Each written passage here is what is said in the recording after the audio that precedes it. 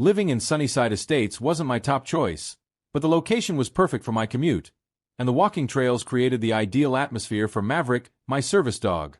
Maverick is a beautiful golden retriever who helps me manage PTSD episodes stemming from my military service overseas.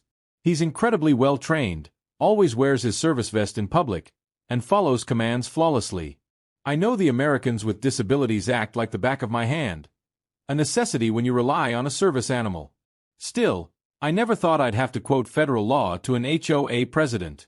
The first time I met Karen Whitfield, she had a clipboard clutched in her hands and a permanent scowl on her face. She introduced herself as the president of the HOA, with a tone that made it clear I was supposed to be impressed.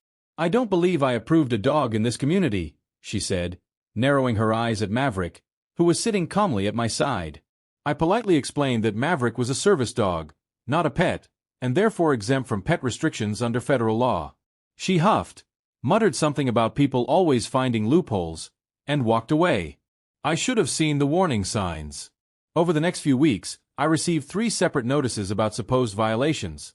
My grass was a quarter-inch too tall, my mailbox was the wrong shade of black, and my garbage can was visible from the street for 45 minutes after collection. Each notice came signed with Karen's elaborate signature, complete with a smiley face that somehow felt more menacing than cheerful. I complied with everything, not wanting conflict, but I had a growing sense these petty infractions were just the beginning. Then came the HOA meeting. Karen proposed a new rule: all animals, including service animals, must be registered with the board and wear HOA-approved ID. I raised my hand and calmly pointed out that this conflicted with the Americans with Disabilities Act. Karen cut me off. "Federal laws don't override community standards," she snapped. A few neighbors looked uncomfortable, but no one spoke up. After the meeting, Karen approached me and whispered, "If you want to be difficult, I can be difficult too." Her breath smelled like coffee and condescension.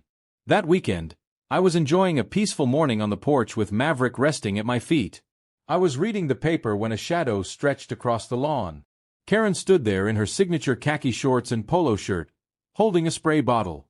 "Your dog's violating the new pet ordinance by not having proper HOA identification," she said loud enough for the neighbors to hear.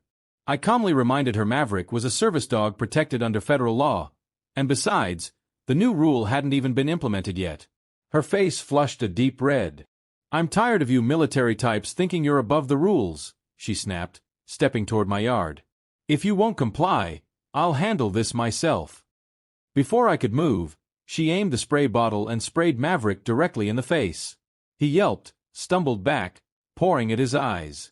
I jumped up and stepped between them. "What's in that bottle?"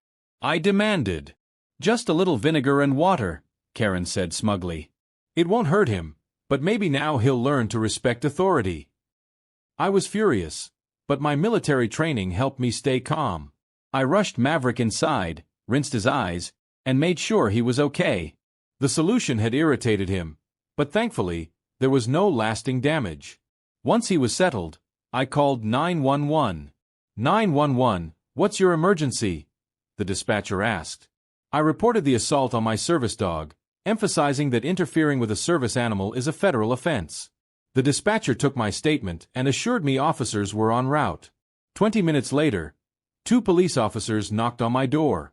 I explained everything, showed them Maverick certification and training documents, and pointed to Karen's house across the street.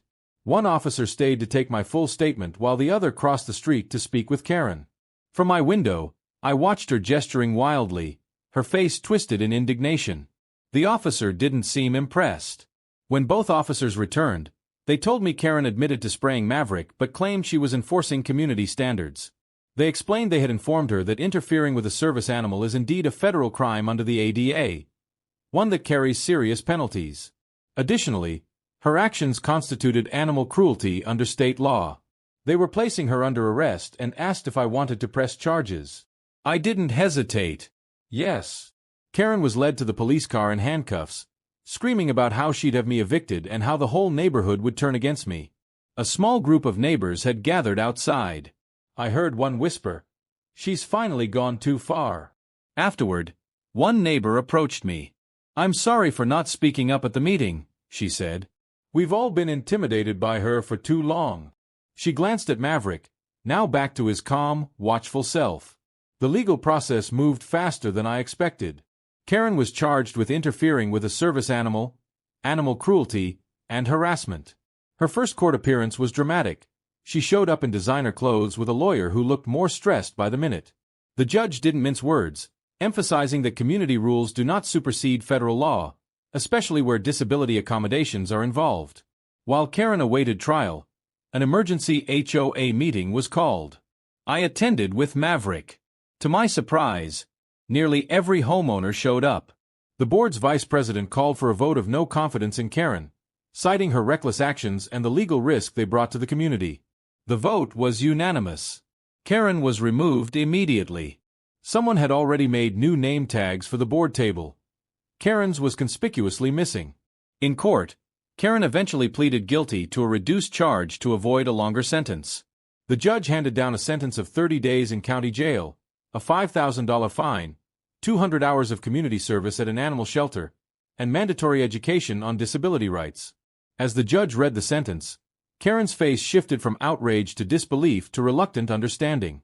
"But I was just enforcing the rules," she muttered. The judge leaned forward. "The most important rule, Miss Whitfield, is to respect the law of the land, especially when it protects service animals and the people who rely on them." As she was led away, our eyes met. The arrogance that had once dominated her expression was gone. In its place was something quieter. Maybe regret. Maybe not. She mouthed something, possibly, "This isn't over." But we both knew it was.